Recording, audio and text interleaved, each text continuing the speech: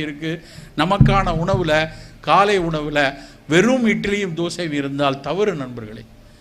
காலை உணவு கொஞ்சம் சுண்டல், கொஞ்சம் நல்லா முளை கட்டிய பயிறு, நிறைய காய்கறி துண்டு, இல்லை என்றால் பழத்துண்டு, 2 முட்டை, நல்ல கோழி முட்டையில் இருக்கக்கூடிய ஆம்லெட்டோ இல்லை அவித்த முட்டையோ, கொஞ்சம் பாதாம் பருப்பு, கொஞ்சம் நிலக்கடலை என இருக்கட்டும். சார் இதெல்லாம் சரி, இதெல்லாம் பிஃபோர் ஃபுட்டா ஆஃப்டர் ஃபுட்டான்னு கேட்கக்கூடாது. இதுதான் உணவு, காலை உணவு. இதை மட்டும் எடுத்துக்கொள்ளணும். அதை தாண்டி கொஞ்சம் பசித்தால் நம்ம நல்ல சிறுதானியங்களில் தினை அரிசியில் பொங்கல் கொஞ்சம் போல் எடுத்துக்கொள்ளலாம். இல்லை என்றால் வரகரிசியில் சிறிது உப்புமா செய்து சாப்பிட்லாம்.